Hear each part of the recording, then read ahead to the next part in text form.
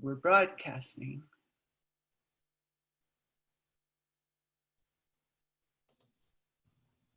Okay. All right. Hello, we are waiting for folks to join us. We've got one call-in listener. Oh, good. And Pierre is now on. Couldn't do it without you, Pierre.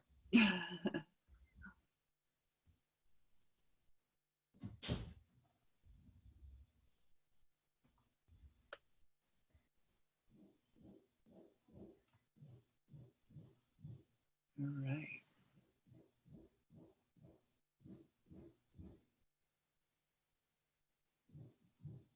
So we'll just give it a couple of minutes and see what happens here. As always, I give a Wyoming weather report. It's beautiful here, just so you know. We heard, we saw that it was going to be, what, 72 degrees? Yeah, it's amazing. So I'm going to go on a walk for my lunch hour after this. So yeah, it's fantastic.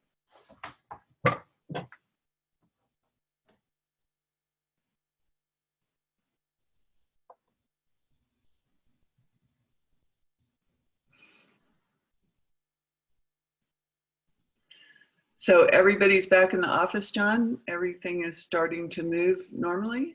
We have all the staff back in the office, and so we're enjoying having a chance to be around one another. So that's nice. That's very nice. That's very nice.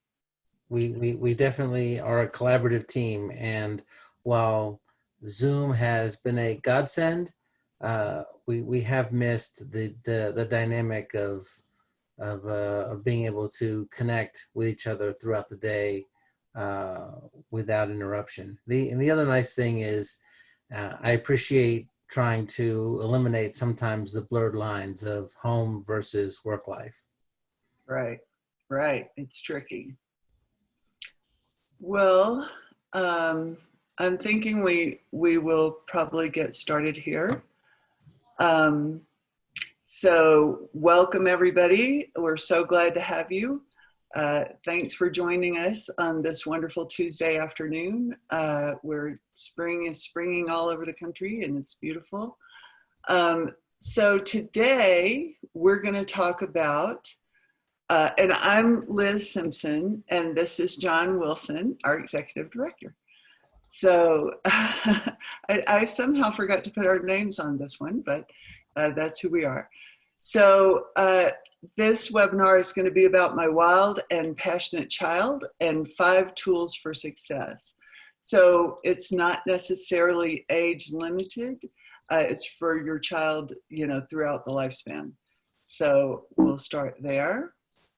And my first question is a question to you all who are joining us. What does wild mean to you? What does it really mean to you?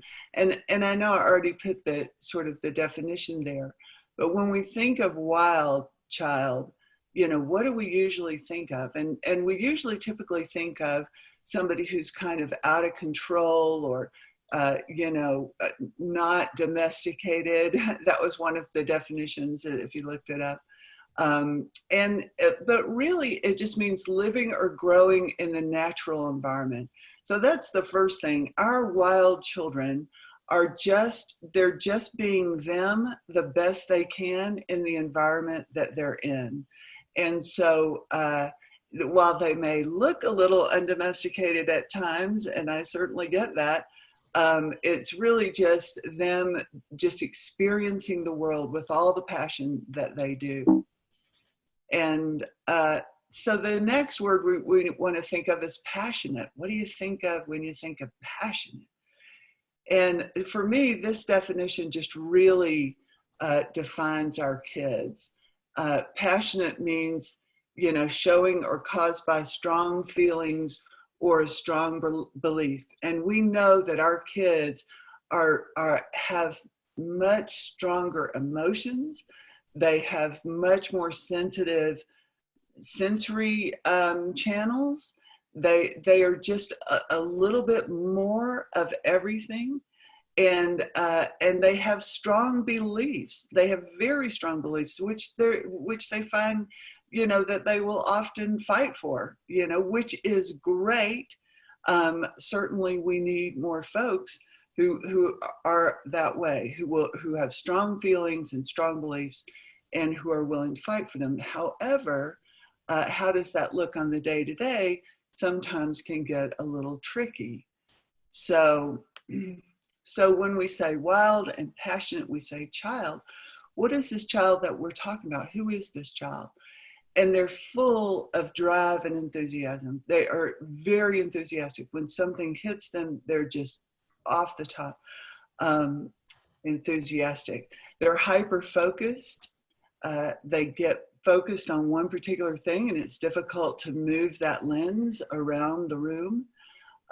They have ingenuity. They can problem solve and think about different ways to do things just out of the box.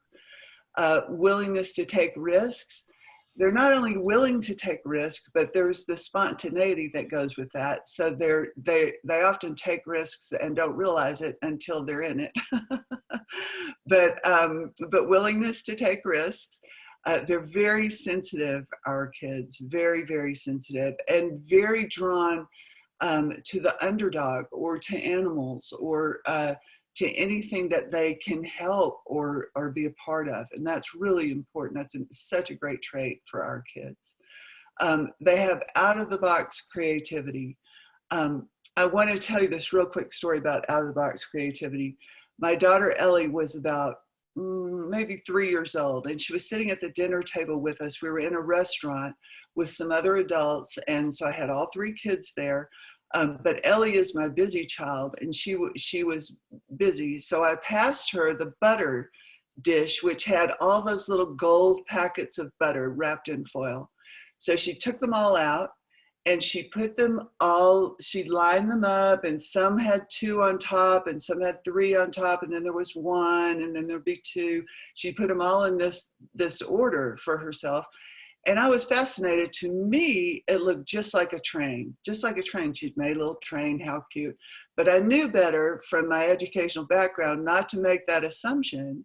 So I said to her, Ellie, what is that you just made?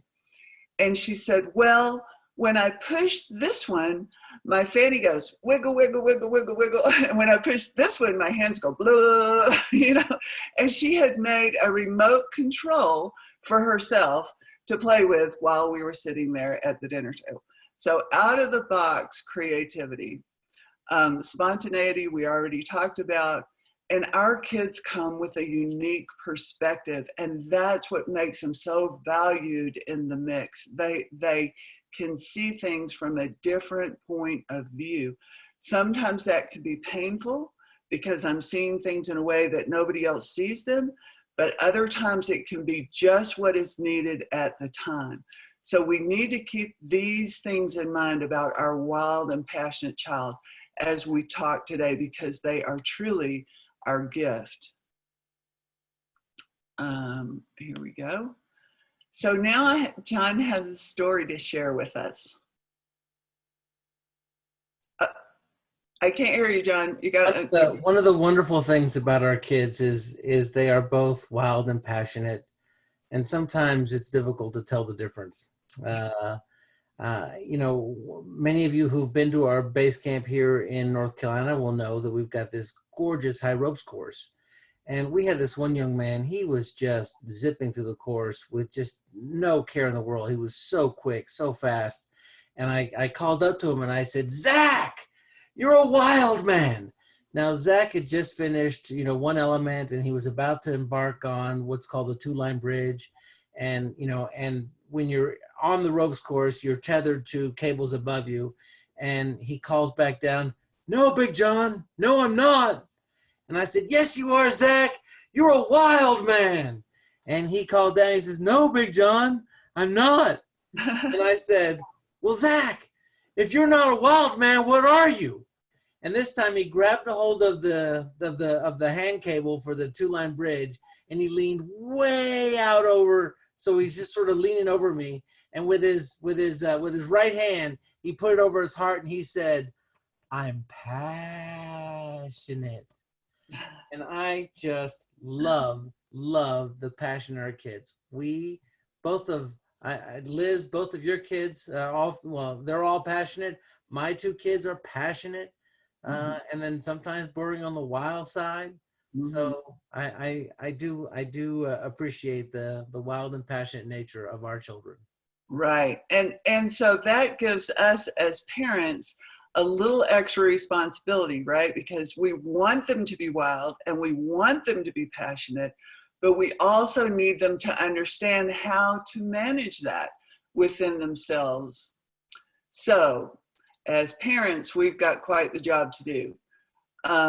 And one of the first things that we have to do is be on the same page, because our kids are smart enough and creative enough that if they see that there is a difference between the way that we're approaching things, they may try to take advantage of that. So number one, try to be on the same page with your partner. You don't have to be the same parent as they are, and certainly you're going to have differences, but you want to be able to have those conversations as often as possible.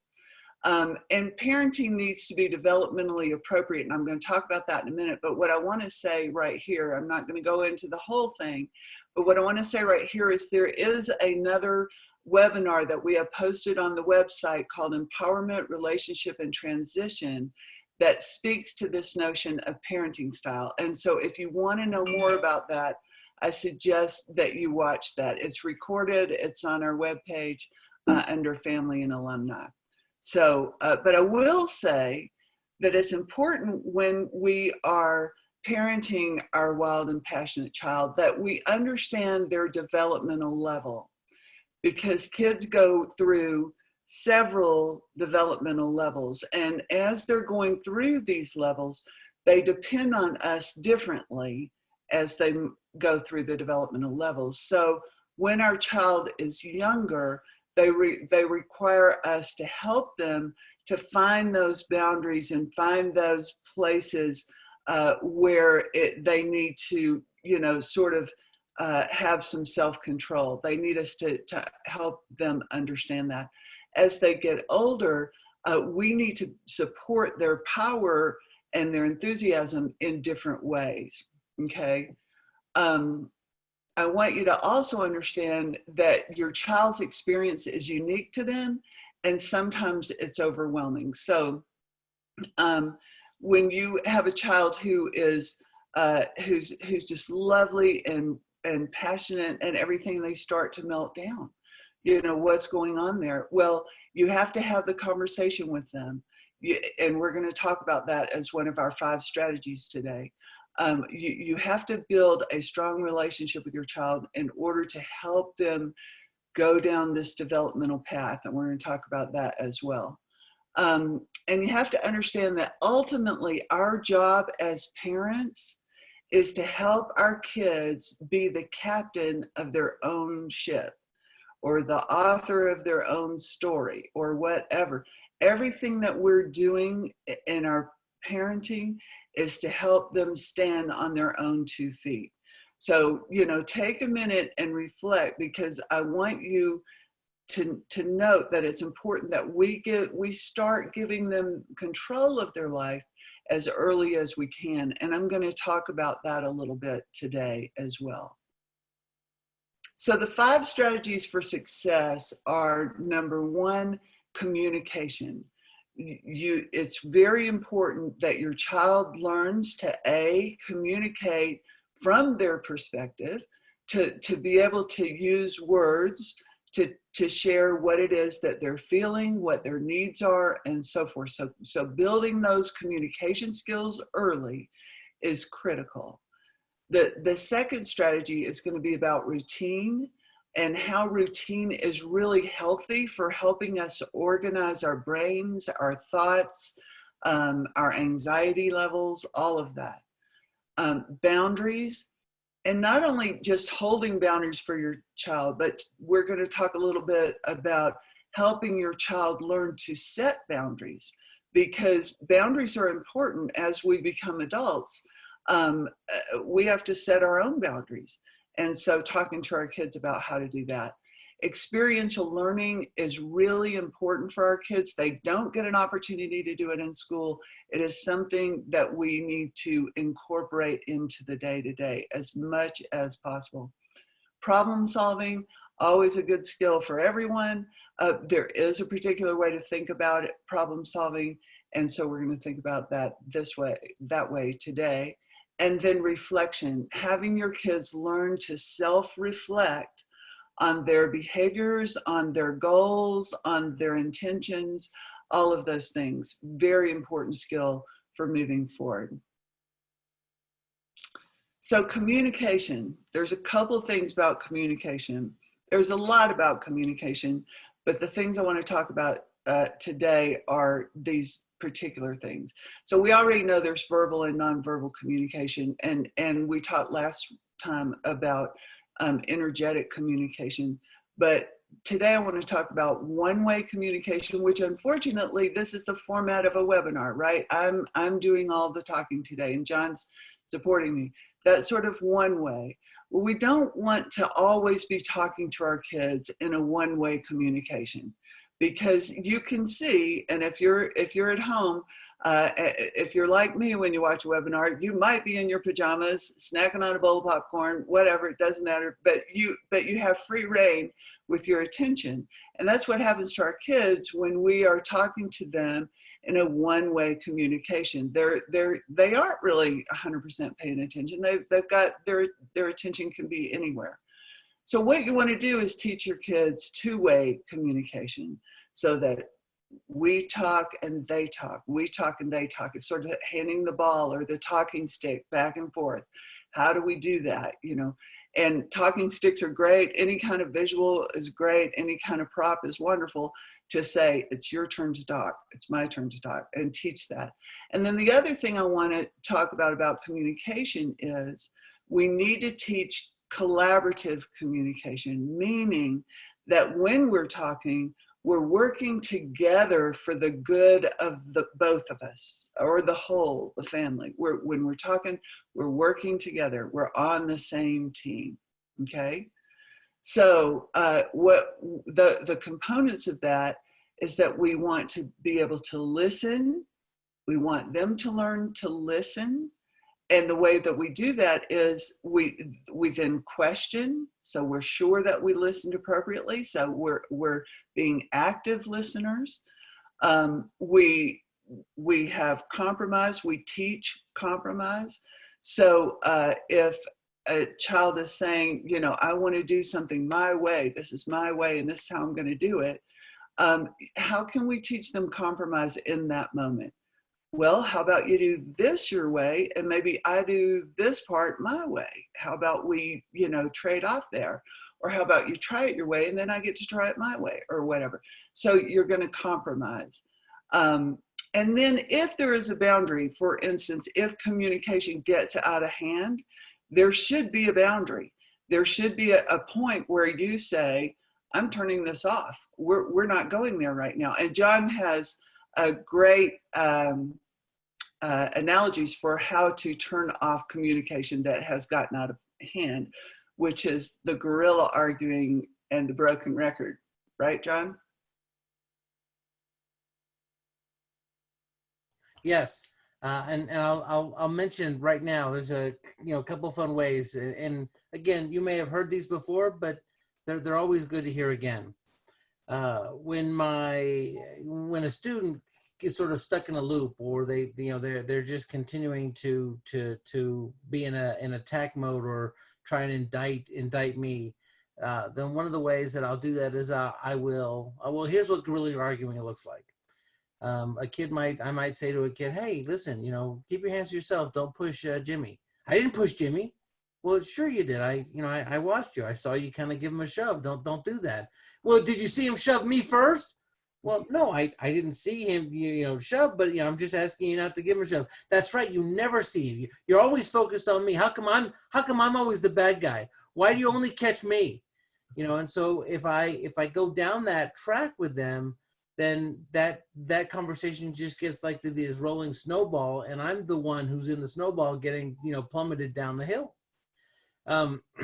The opposite of that is something called a broken record technique, where I'll say, hey, listen, don't keep your hands to yourself, don't push Jimmy. I didn't push Jimmy. Hey, you know what, keep your hands to yourself, don't push Jimmy. Well, he pushed me first.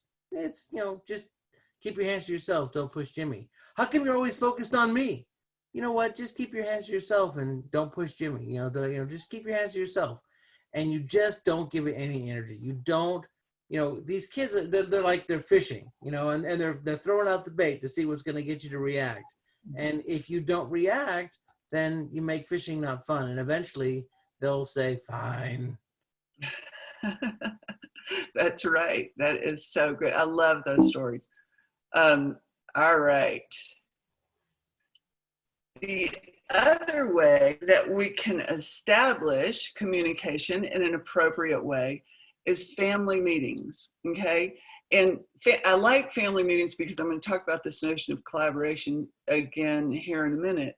But the purpose of a family meeting is to provide a structured venue to discuss and plan and celebrate and problem solve opportunities that arise in the family. So the good thing about family meetings is that everybody has an opportunity to come together. They bring what's on their mind. We're all working for the team. So we're establishing the structure for creating a collaborative, communicative family, if that makes sense. John, do you want to speak to the family meetings a little bit, or? Sure. One of the things that I have found particularly effective is thinking about where the pitfalls when family meetings fall apart. Often it's because kids will filibuster, or they will try and take over the meeting, or not answer the questions that are being asked of them.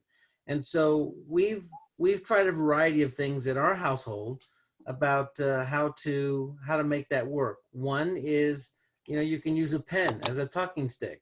We've got a little puggle that's kind of small, and if you've got the puggle in your lap, you're the one who's allowed to talk. We've also established some rules about the fact that the kids can't just hand the puggle back and forth to each other and take over the meeting, right? So you've got to think about what these loopholes are, because these passionate, wild children will come up with unique ways to circumvent what you're trying to accomplish. Mm-hmm. The final thing that I would say going into family meetings is, you and your partner agree upon, are there hard no's? Is there a hard stopping place that we're not willing to discuss, or something that we're not willing to discuss? And part of that conversation between my wife and I has always been, why can't we say yes? So if we can come up with a reason to say yes, we want to say yes as often as possible. Because when we create empowerment and we create the opportunity for families to engage in a conversation where they don't feel like there's no reason or no point for the meeting, and it's produced some tremendous results for us. That's beautiful. That is empowering, absolutely. And I was just going to show you this, just to say that the family meetings can cover family business, issues and proposals, upcoming vacations and activities, dinner planning, which is always great, calendars, what's happening for each person, and so forth. This is really important so that we're all working together as a family unit. And I'm going to talk about that a little bit more here in a minute as well. All right. Collaboration. The other reason that the family meetings are so important is because exactly what John said, it teaches empowerment. It teaches empowerment on how to get my needs met within a group, because your child outside the family has a whole lot of other folks in their lives that they're going to have to communicate and negotiate with. And of course, there's siblings, that's the family part, but grandparents, aunts and uncles, teachers, employers, doctors. And I say doctors because when your child gets to 18 and goes off to college or whatever, they're going to be in charge of their lives as far as whether they're taking their medications or whether they're, checking in with their doctors or whatever. So we want to teach this collaborative skill earlier on, as early on as possible. And I think the family meetings are a brilliant tool for teaching this. Your job as a parent is to say, well, you know how you collaborated with us and you got what you needed at the family meeting. Well, now we need to talk to your teacher. How are you going to let your teacher know that this is difficult for you and you might need some support on this? Can you have that conversation with them? I will support you 100%. Okay, so that is very empowering to your child and will help them in the future as they go through collaborating with other people in their support group. Okay. Routine is really important. I know you hear this all the time, but I thought it was very important to bring up today. And it's important because especially for our wild and passionate children, and anyone diagnosed with ADHD, our brains are going all the time. And so any decisions, anything that we don't have to think about because it is routine, it is built into our day, lightens up the load of things that are going through our brain all the time. So having a sleep schedule is important because getting enough sleep is important for my brain. But it's also important for me not to go, well, I could go to bed now, but I might go to bed later. But if I do this and that and the other, and then I'm like, tension is building up. Now it's time to go to bed, but I'm just stressed, So just going to bed at 8 o'clock, problem solved. I don't have to worry about it anymore. Eating well, we know that there are sugars and nutrients that sugars especially, and other things in processed food that are not necessarily good for us. And it shows up. It shows up in our metabolism and in our mood and everything else. So getting a routine where we eat well. I eat oatmeal with walnuts on it every morning. Don't have to make a decision. Know it's healthy food. Good to go. My kids laugh at me for that because it's been going on for quite a while. But it's good for me to do that. It's part of my routine.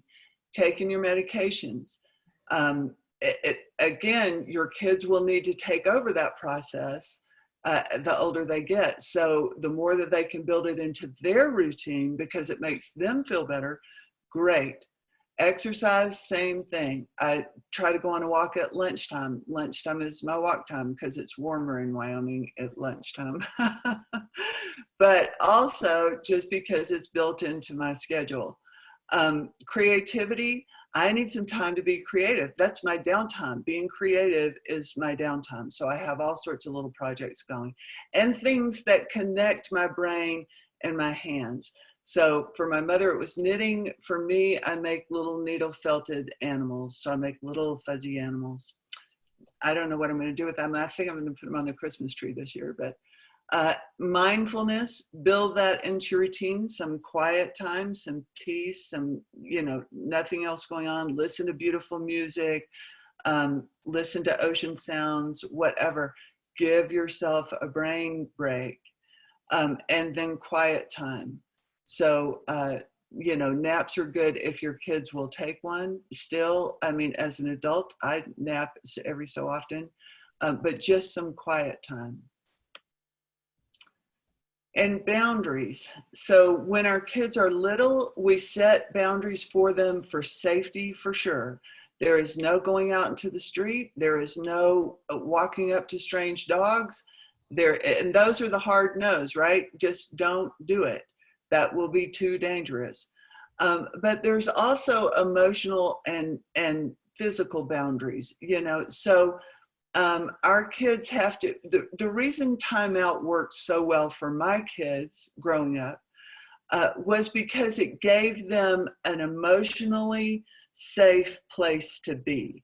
When you were in timeout, you got that whole, I had a big comfy blue chair. It was called the blue chair.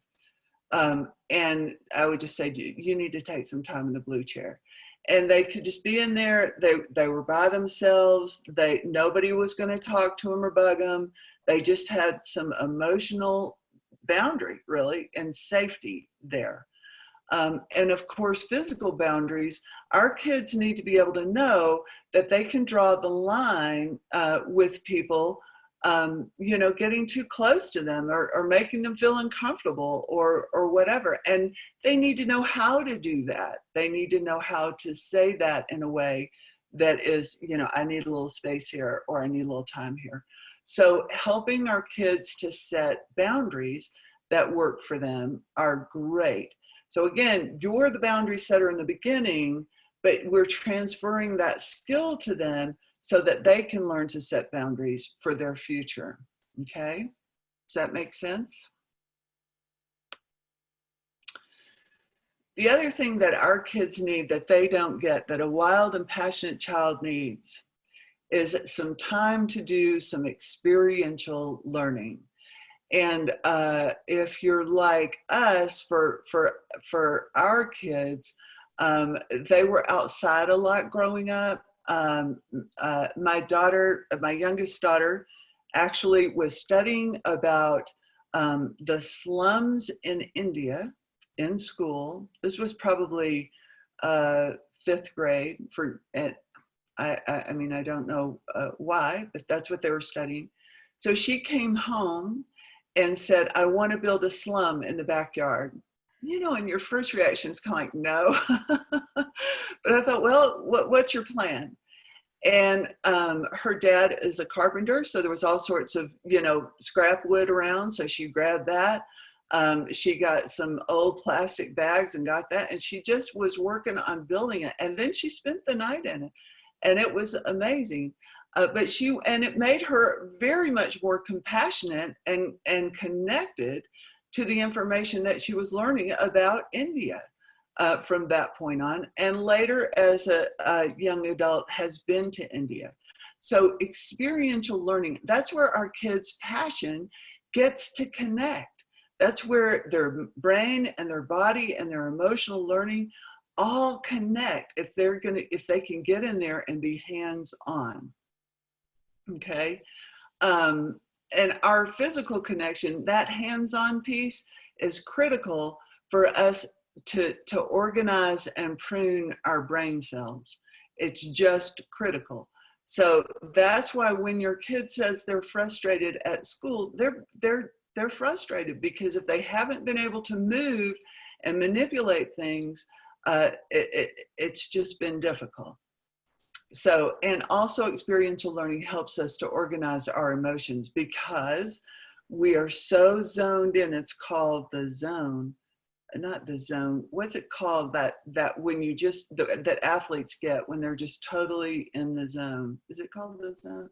Anyway, where our brains are so focused on what we're doing that emotions and anxiety tend to calm down.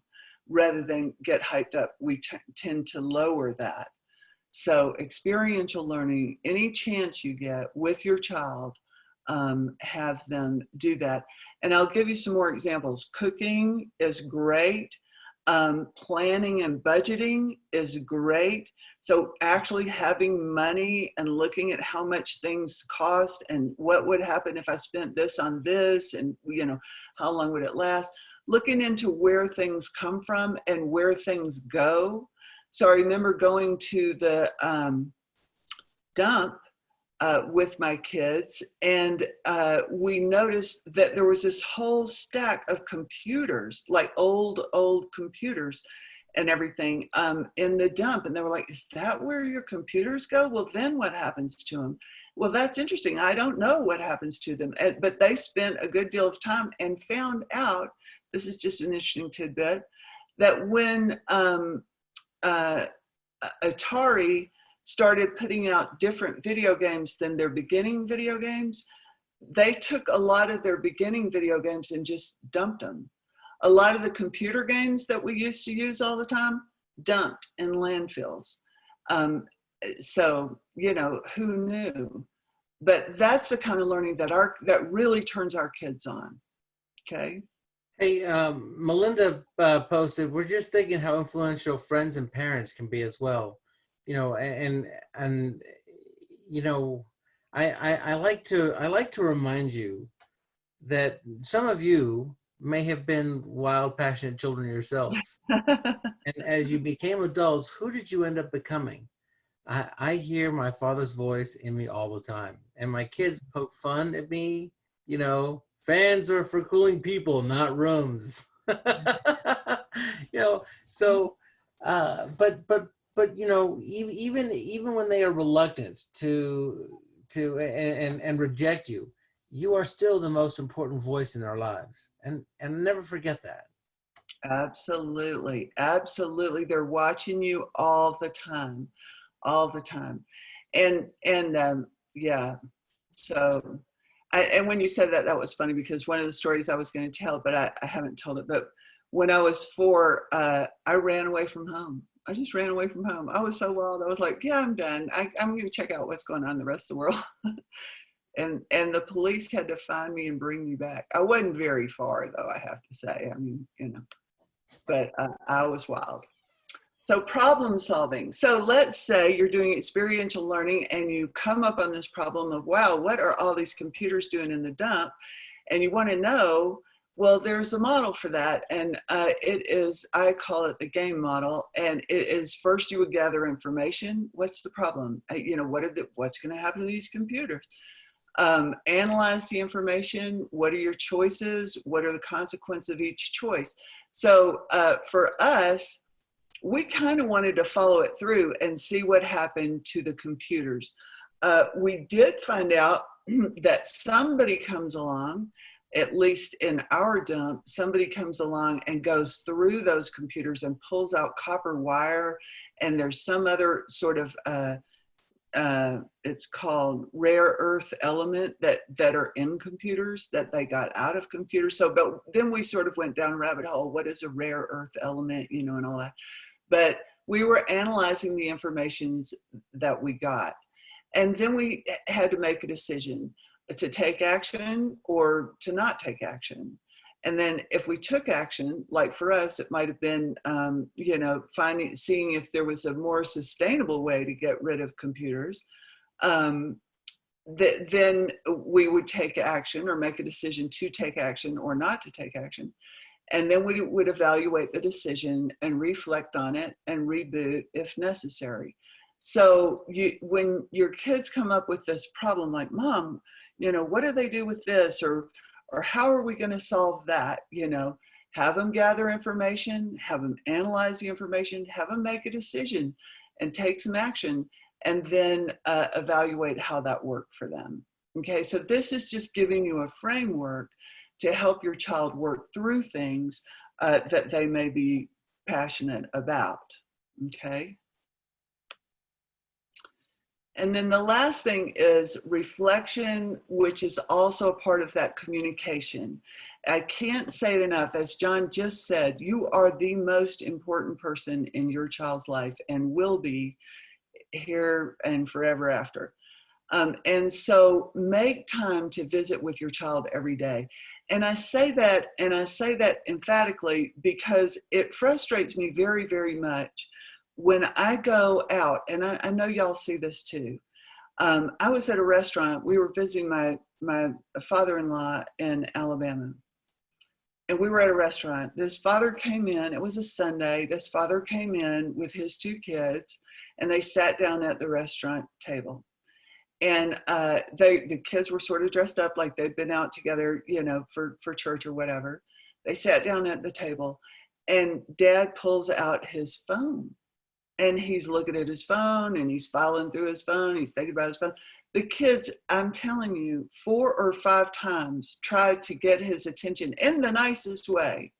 And he said, just no, and kept going through his phone.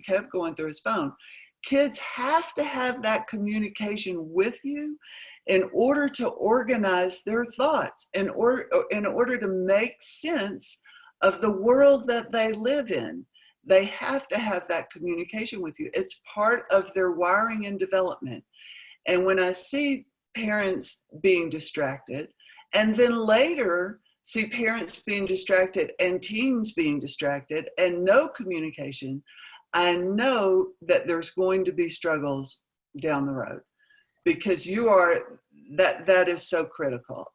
John? Yeah,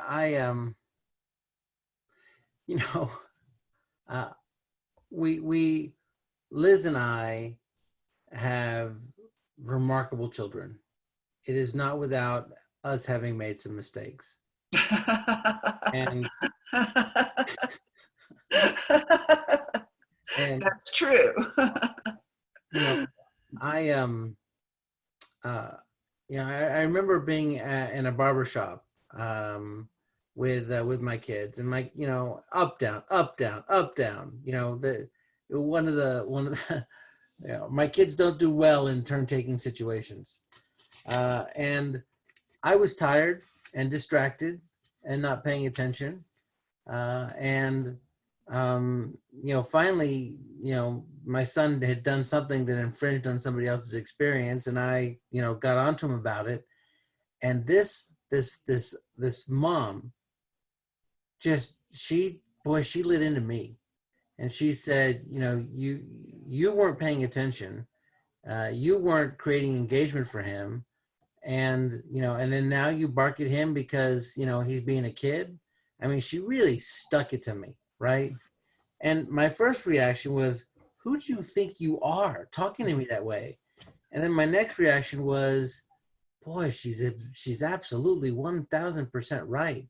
And I felt very low, and I felt small, and I felt bad for my son that that I had not engaged him more appropriately. So it's a challenge. These Our kids require more energy and effort than other kids, and they require more dedicated time. And we are desperate sometimes to just take a breath and not have to do it. We don't have that luxury. That's right. We don't have that luxury. And so, and what I have found is that in those moments when I want to sort of get away from it and not have to engage or create the structure or provide the guidance, when I give into those, I get trouble, and then I have to clean up bigger messes, and then sometimes I'll overreact. But when I stay engaged and thoughtful and purposeful, it's like it's everything is easier. It's just more of my dedicated time. My cousin once said to me, you're on your kids all the time. You just don't. I mean, they don't have room to breathe. And I, and I said, well, sometimes I feel like your kids have a little too much time to breathe. You're not enough on them. And so we agreed that I would pull back a little bit, and she would, because we were on vacation together, and she would invest and create a little more structure. And we found a balance, but we don't have the same gift of being able to just let them be them, because when we let them be them, they find trouble, and sometimes that trouble isn't anything they went looking for. It's just a giant hole they stepped in because they didn't see it. Well, and I think the other thing is not necessarily just being on them, but always being available, because and that is that attentiveness that you weren't doing at the barbershop, but always being Sure, bring that up. but I've had my friends say to me, wow, your kids, call you all the time, or they when they were going to school, they were at the lab school and I was teaching at the university, they would just march up to my office, whenever. Always, my door is always open. I always want to hear what they have to say, always. And they know that they can come to me, because on the days that I miss it, exactly like you're saying, John, on the days that I'm not listening, there's trouble. If I'm not available when they're going to tell me that they're going to go over to this friend's house and they're probably going to get into heck a lot of trouble, I'm not available. I just go, yeah, go, whatever. And then off we go down the dark hole. So I totally get that. But being available for your kids is critical. So, and the other thing is, give them ways to record their feelings, because we can't be there 24/7. We can't always do it. And they need, because we're putting them on their own path, right? We want them to be their own, stand on their own 2 feet, write their own story. So we need to help them have creative ways to talk about and record their feelings. So now that we're in, tech age, have them say voice memos to themselves, or short videos, or journaling, or drawing or painting. Emily, who's home with us, working this summer, was reading one of her former journals and reflecting on herself as a 14-year-old. And she said, I was kind of a jerk sometimes, Mom. And I really was mad at my brother for apparently 3 weeks, and she's just reading through there, and I said, yeah. She said, well, I think I've grown a lot. And I went, oh yeah, yes, you have. And so being able to see that personal growth is lovely. So help them find creative ways to record their feelings. And it's also helpful if you are journaling or something as well, okay? And I think, just to review, our 5 strategies for success today are building those communication skills with your child, helping them to have routines, because it's good for us to take our brain on sort of a way that we cannot have to think about all those little details. Boundaries, creating boundaries for safety, but also teaching them to create boundaries so that people don't walk into their spaces. Experiential learning, being hands-on, connected body, mind, and emotions. Problem solving, because they're curious and they're tenacious, and they want to solve the problems, and they're going to be the problem solvers of the world. So help them learn that skill. And then self-reflection, and reflecting with you. So that is all I have for today. But if we do these things, I guarantee you success with your amazing child that we are glad is here. Are there any questions that folks have? That we've got just a couple minutes that we can open up and just brainstorm or problem solve?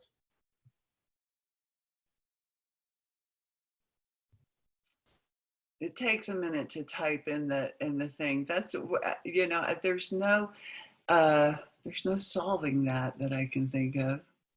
Although I wonder if I can open people. No, I can't even open your mic if I want to. So, yeah.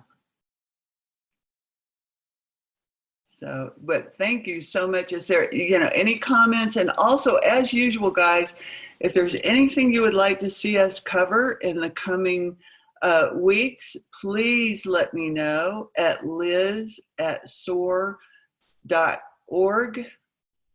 That's it. I was going to do the webinars thing, but yeah, liz@soar.org. Let me know if there are any future webinars or future topics. Liz@soarnc.org. Oh, I'm sorry, soarnc.org. All right, folks. Y'all take good care. Thank you. Thank you. All righty. There we go. Thank you, Gail. Thanks for joining us again. And hugs to Laura. Take care. Bye.